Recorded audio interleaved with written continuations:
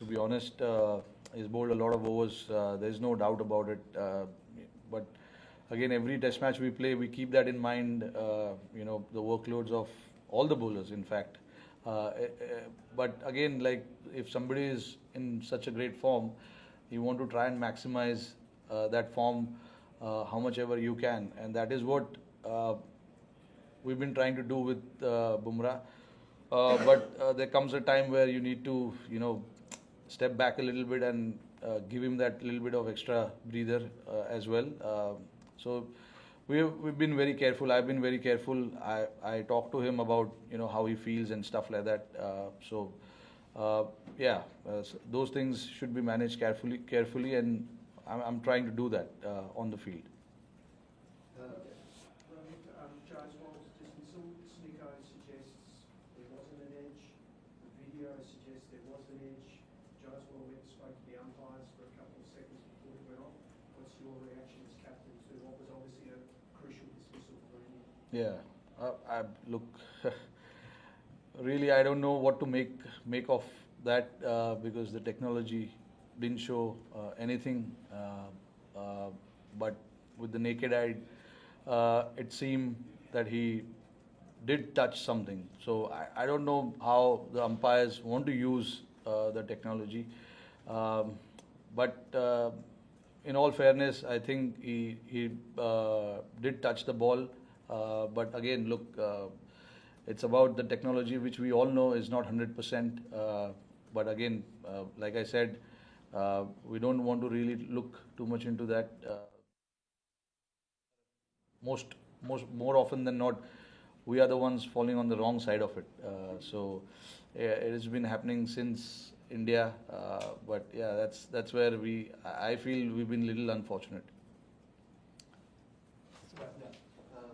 Captain, of course, one of the stars of this match was Nitish Kumar Reddy. The way he has batted in this series, India's second highest score, an average of more than 60.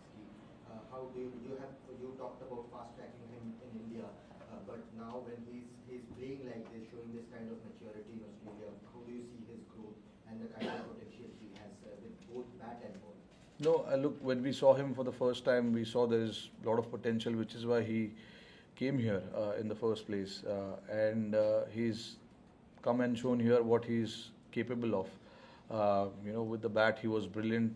He understood the situation pretty well, read the situation pretty well, and he's got solid technique as well. And superb mind, not to forget, is very strong character. He wants to fight it out there.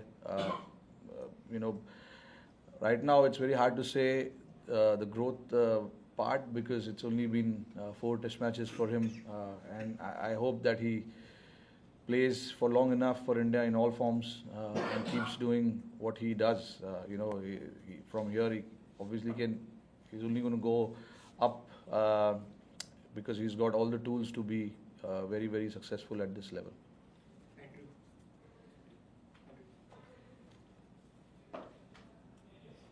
Rohit, you talked about Bumrah's workload. Did you ever during this test match feel the need of another frontline wicket-taking bowler or an option? Or are you happy playing 3 frontline pacers and then packing the side with all-rounders? Look, Akash and Siraj are the frontline seamers. It's just that they've been very unfortunate not to be seen on the wicket column. Siraj especially is bowling his heart out. I don't think there's anything else that he can do. Obviously, there are technical aspect of his game that he's looking into. But other than that, in terms of his effort, his attitude, bowling those long spells, he's always up there. It's just that the wicket column doesn't show how well he's bowled, but so is Akash. In Brisbane and here, in both the games, he's bowled really well. Just unfortunate that couldn't get the wickets under his name. But these are the 3 frontline seamers that we are playing, and just everyone's job to make sure that whoever plays needs to get job done for the team. It is not about 1 or 2 individuals. It's about everyone making sure that they come out here and get the job done. We'll be taking last few questions. Right, just for context around the Rishabh dismissal, did you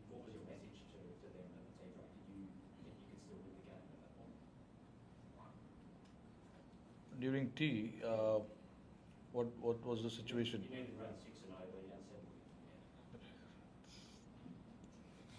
7. Rishabh's a good player. He's a good player. There's no doubt. I mean, it's obviously when you come here chasing 340 in mind, you know, we did that last time around. So there's no way that we were not thinking of the target.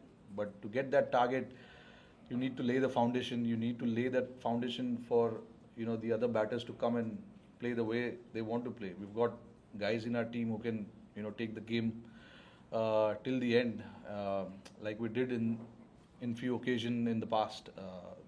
Unfortunately, when Rishabh got out, obviously we lost a couple of wickets right after that, and then we knew that it was always going to be tough.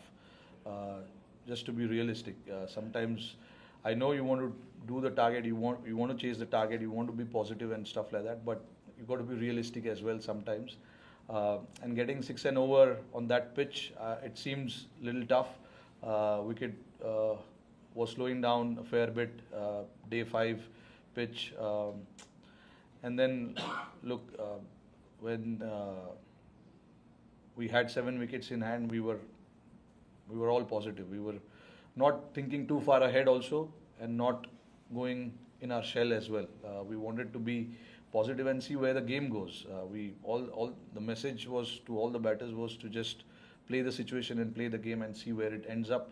And then if the situation arises where there is a time where you can enter into that contest of putting the pressure right back on the opposition, we will do that. But we never felt that we had the opportunity to put the pressure there back on the opposition.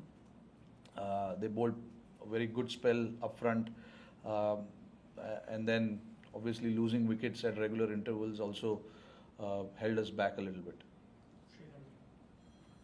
On Shubman Gill, Sanju Samson told a story about how T20 World Cup final just before the toss, when he was dropped, not picked, that you went and spoke to him why somebody may want to drop him, and he talks how painfully. So what was your chat with Shubman Gill before this, and how has he taken it? And Sydney, considering is sort of a similar spin pitch, or not similar, but spin track, would you be with the same team as? Look, I don't know what team I'll go with. We'll go there and see the pitch. Look, I had a chat with him. There is no way when you're leaving someone out for whatever reason it is, you will have a chat, and the chat was with him was clearly he was not dropped. We just wanted to have that extra bit of cushion in the bowling, and hence we opted for an all-rounder, which shouldn't weaken our batting lineup. Compromising a batter for a bowler was not something that I wanted to do. We wanted to, bat as deep as possible, and along with that have the same combination. Along with that, to have a bowling attack which can take 20 wickets. So we considered everything, and we ended up compromising him, unfortunately. But again, look, with him, there was never a doubt that he was not batting well or he was not scoring runs or anything like that. It was just to get that combination where we can cover both bases, batting and bowling. We opted for that option. He understood. Of course, I mean everyone has to understand that, because eventually we don't make personal decisions. It is in the best interest of the team. We want to put the team ahead and think about what is the right combo for this particular venue and this opposition. So that's how I plan. Picking up the team. Sometimes, you can see there's been a lot of changes in the team, but sometimes you got to make sure that whatever suits the conditions, suits your team, and where you can cover all sides of the facets of the game, you make that decision, and that's what we did. Thank you, Captain. Thank you. Thanks, guys. Thank you.